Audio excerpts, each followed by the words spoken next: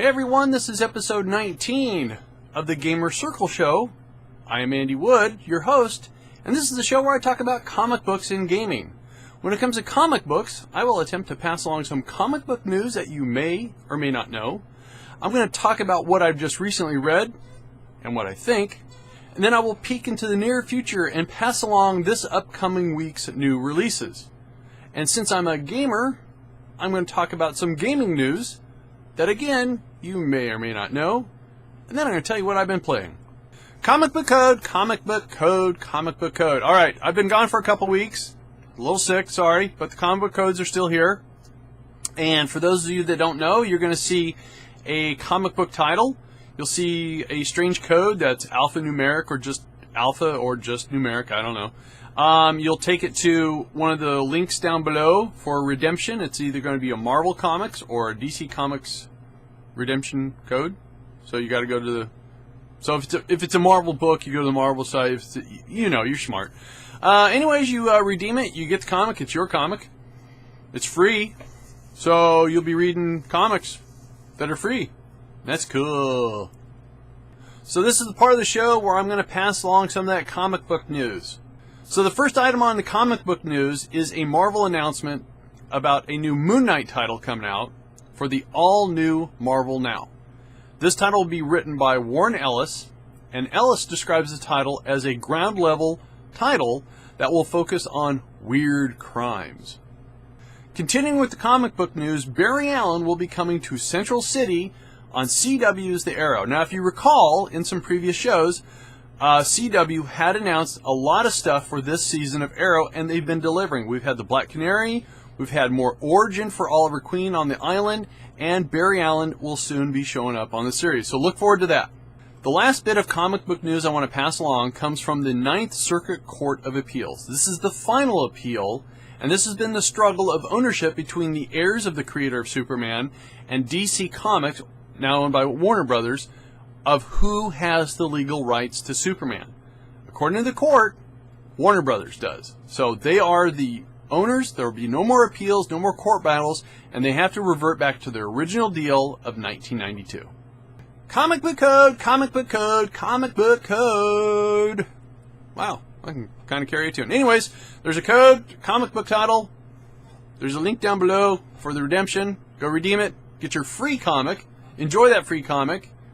And everyone's got comics. Cool, right?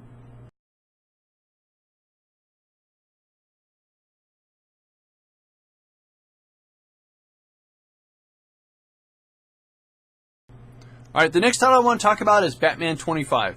You can't miss this title. Now, I say that for two reasons. One, it's all black. So, the cover, the text, it's pretty much a black comic.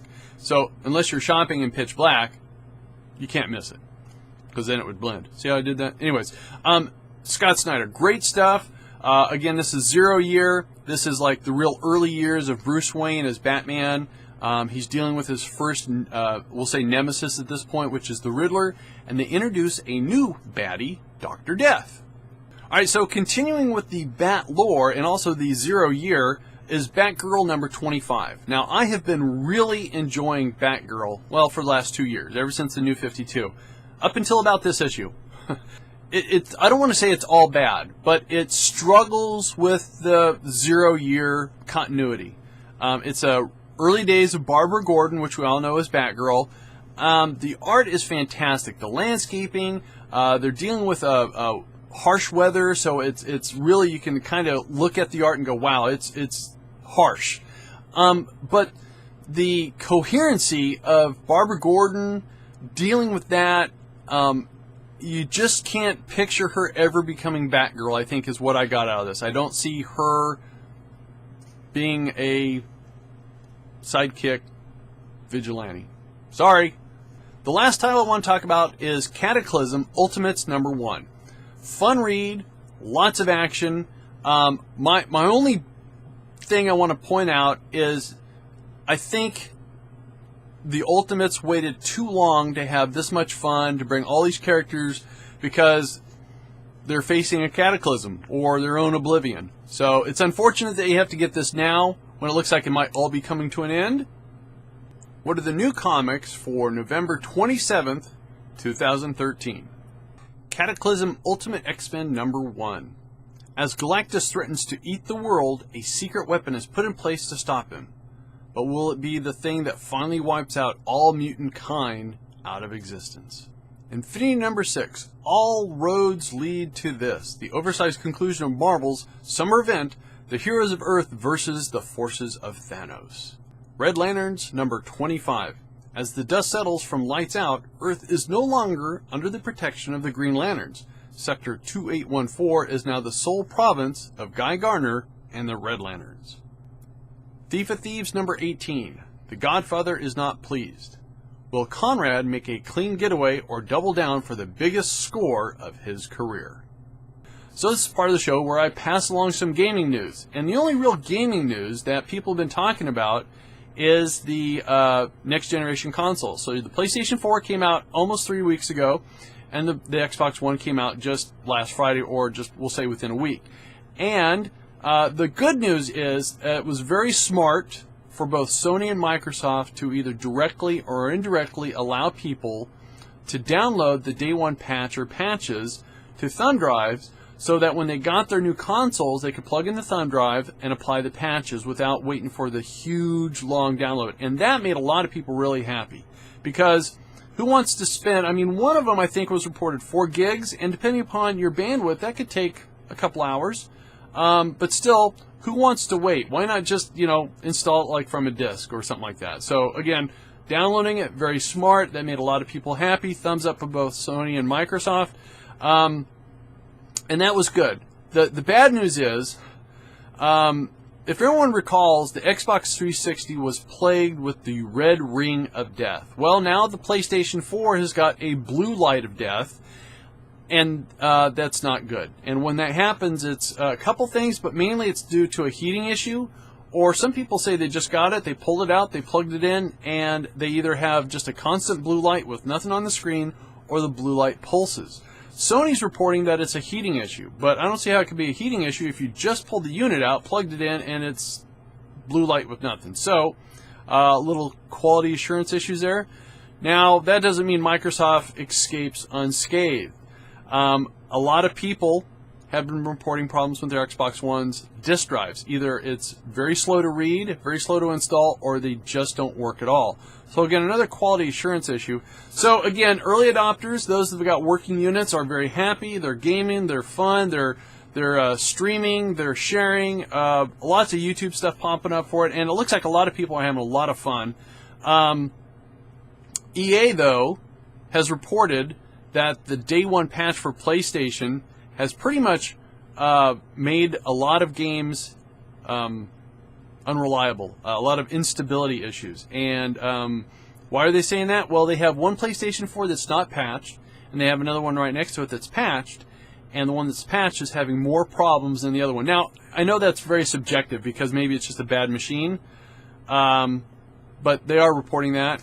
So, overall, both machines, both campaigns, Sony and Microsoft, have reported that over a little bit over 1 million units have sold. So no huge gains or losses there. And I'm actually very happy for both, because if someone can get a new console and be entertained, power to the people, power to the consumer. But it's the day one launch problems where people are going to be, because this is something you plan for. You set your day aside because you're going to get a new cool toy to play with, only for the toy not to work. And I don't know if this is really a good note, but according to everything I read, both the Sony issue and the Xbox issue is only affected less than 1%. So what's less than 1% of 1 million? You do the math. So I'm not saying that's an answer. So I'm really sorry, early adopters, those of you that watch the show and you got one and you're having no problems, cool.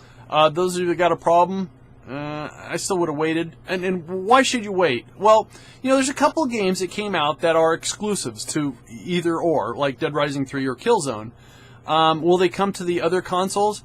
I'm thinking eventually they are. They just wanted a launch title. And again, none of the really exclusive only console games are going to be coming out until like March, April, and May. That's when the big titles are coming. Well, I don't want to say big titles, but the big flood of new titles right before the summer hits. So that's all the gaming news I got, which wasn't really news. Sorry. All right, now we get to the part of the show where I get to tell you what I've been playing. It's been pretty... I got my blinders on because I'm just playing one game. I was previously playing the Marvel Legos game, which, by the way, I feel inadequate with that game because I hear people talking about stuff I haven't even seen yet, and when I mention I'm at like 1.7%, they all just giggle at me. So that's okay. But I've moved on to, but I'm going to be coming back to the Legos. The enemy, XCOM Enemy Within, which is the DLC, but I don't think it's really DLC. It's actually a whole new game that uses the XCOM Enemy Unknown engine. It's the same interface. It looks different. You got new stuff. So what does this introduce? This introduces mechs, so you can get mechanized augmented soldiers, or you can get gene augmented soldiers. And there's a lot of different varieties you can do. In addition to, now I thought that that's all you got, but it's actually the same story you played before, so if you kind of know what's coming, you kind of know what's coming. So I don't want to say it's kind of cheating, because the bad guys have got mechs, and they've got gene-altered dudes too. So it levels the playing field. But what I found myself struggling with is I thought, hey, this is going to have mechs and gene-altered dude, and I think maybe the best way to go at this is to just get all my guys into mechs, make sure they're all upgraded, because you can have a healer and stuff like that, and we'll just tank right through this. Nope. Because you still discover the hyper-communication doohickey thing, and you get the psionics lab, so my mechs are being mind-controlled, and that sucks. So now I have to figure out a balance between mechs, gene, and psionics, and I'm just getting to that point. So hopefully by the time I do the next show, I'll either be going, yay, I figured it out, or this game sucks, I'm dying. So someone asked me what games I'm looking forward to, and that's always hard for me because the game developer conference and the E3 stuff that they show like a year before the games, or even many years before games coming out, then I always tend to forget about what's coming out until they show stuff, and I go, oh, then I'm cool, excited. You know, there's like a space simulation coming out that I'm looking forward to. I don't know what the final name is. It looks really awesome, but I do like space sims. I play Star Trek Online from time to time, and I'm not much into the ground battles. If they would have spent more time with the ground battles, I would have had more fun, but still the space stuff is pretty cool. I'm looking forward to owning an Xbox One. I very much would like to play The Division. I'm hoping the experience is going to be something less than or more than just player versus player, picking up pugs and taking on other groups. I'm hoping the single-player campaign has a lot of depth to it. If it doesn't, I'm going to be very disappointed, and then I'll just have an Xbox One that just kind of sits there. Otherwise, you know, I'm not... There's a Steam sale coming right around the corner because the holidays are here, so I'm probably going to be picking up a bunch of games, and I probably won't ever get to them. But anyways, that's what I've been playing. XCOM Enemy Within. Is it a fun game? Yes. I like these kind of games where you have squad-based stuff. You have a level of micromanagement to where you can, you know, adjust your guys, make them a little unique and stuff like that. And I'm having fun, but with a caveat. I played on Steam, so I played on the PC, and I'm having like a 20% launch issue to where I go to launch it, it gets into the game, and I get stuck on the load user settings. And I've been all over the forums. A lot of people are having the problems. Some people aren't having any of the problems. So I have no idea if 2K or Firaxis is coming out with a fix for it, or if they've even published a workaround, because no one's talking about it. So that's what I'm playing. Having fun. Ladies and gentlemen, that is the end of the show for this week, and I hope everyone liked it. But before I do my usual little end thing, Thanksgiving coming up, and I just wanted to wish everyone a very thankful Thanksgiving. Anyways, I hope you all have a good holiday. Have some time off from your regular schedule. Sit down and maybe read some comic books. Yeah? Sound like a good idea? Once again, I want to thank everyone for your feedback, for your support. It means the world to me. I've really enjoyed interacting with some of the new people that have been watching the show online. There's a lot of really great people out there. It's really nice to know that people like the material that I'm passing along, even though it's not like top of the line, and this is a one-man show, so they appreciate how not so professional it looks, I guess. So again, thank you very much. And again, if you have any friends or family that might like the show, pass the show along to them. Send them a link. Say, hey, check out Andy Wood's new comic book video game show thing. And as down below, there's a big button that says subscribe. So if you want to get the regular updates I put out, you subscribe, you get the updates. There's also a link for my Google Plus profile where I do most of my online networking, social talking stuff. And also there's links off to the side here, so of my previous shows and my Let's Play videos that I've been doing. So if you want to check out any of those. And again, thank you very much for coming, and we'll see you next week.